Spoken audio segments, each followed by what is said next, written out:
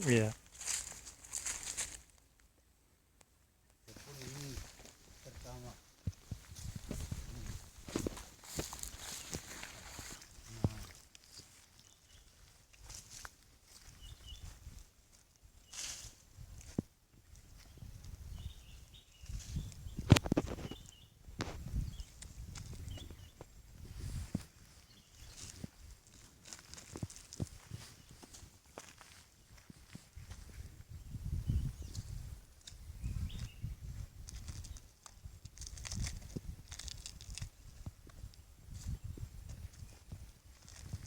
Ini ngapain Pak? ini pohon sawit yang sudah busuk ditebang karena tidak bagus buahnya, maka dia ditebang.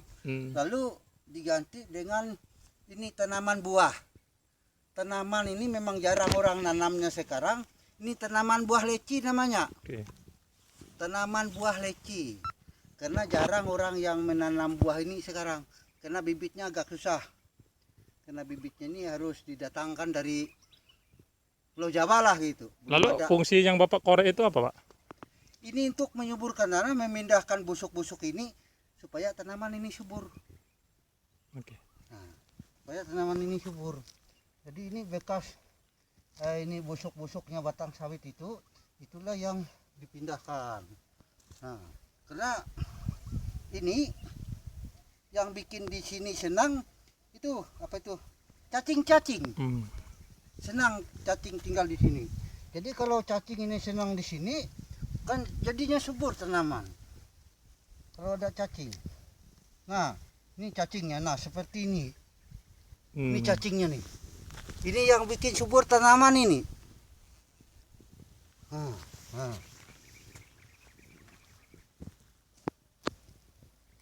Mendudus itu seperti apa Pak? Mendudus sawit. Oh, Mendudus sawit. Biasanya. habis dudus sawit? Habis dudus sawit, membersihkan pohon karet. Ada karet di sana. Tanaman karet. Cuma karet itu saya buangkan sekarang. Olehnya orang tidak ada yang beli. Getah karet itu susah. Iya. Ada cuma mungkin di sana, kalau di sini susah orang beli karet itu. Sawit ini berapa hektar Pak? Olehnya ini tanaman ini campur-campur lah, sekitar ya kurang lebih lah 10 hektar ini semua. 10 hektar. Cuma ini 10 hektar ini sudah penuh dengan kebun. Ya. Iya Pak. Bisa diceritakan Pak, tradisi zaman dulu itu berkebun itu seperti apa Pak? Nah, ini tradisi zaman dulu. Memang kami orang Dayak ini, menurut cerita orang tua kami dulu, itu dari nenek moyang kami itu berladang dan berkebun. Terus caranya itu apa? Kami berladang dan berkebun dari dulu. Pertama itu dia berjalan-jalan sana kemutar di mana arah hutan. Tujuannya di mana tanah itu subur, disitulah dia beri tanda. Nah, untuk dia berladang atau berkebun. Karena dulu itu sifatnya berladang dengan berkebun itu sama.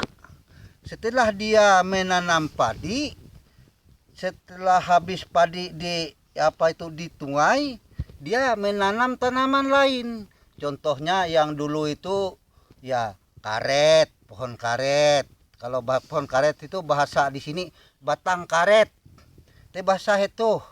Namun batang karet artinya pohon getah. Nah, habis itu tanaman rotan. Tanaman rotan ini kalau bahasa sini uwei. Bejakah uwei. Tapi memang itu dari dulu, itu yang dibelikan mulai dari dulu, dari zaman Belanda itu ceritanya orang tua kami itu, orang membeli itu, dicari. Itulah kalau sudah dia panen pare atau padi, itu dia menyadap getah itu, mencari rotan di sela-sela dia menanam padi. Karena nanam padi itu tidak terus-terus. Karena di sini dulu sifatnya itu kan padi tahunan. Kalau dari nenek moyang kami dulu itu padi tahunan yang dipakai. Tapi padi tahunan itu bukan 1 tahun yang nunggu. Waktu nanamnya aja yang dia harus perhatikan. Karena waktu itu menanam itu bulan Agustus dan September. Kenapa ke situ arahnya? Karena itu kan musim kemarau. Nah musim kemarau itulah pada saat itu orang membakar yang ladang ya dia bikin. Itu sebabnya. Kenapa dia harus membakar? Karena dia manfaatkan abu bakaran itu supaya subur tanaman. Itu tujuannya, tidak ada tujuan lain. Artinya udah tradisi membakar lahan untuk membuka lahan gitu ya? Iya, sudah tradisi. Memang dari dulu itu tradisi.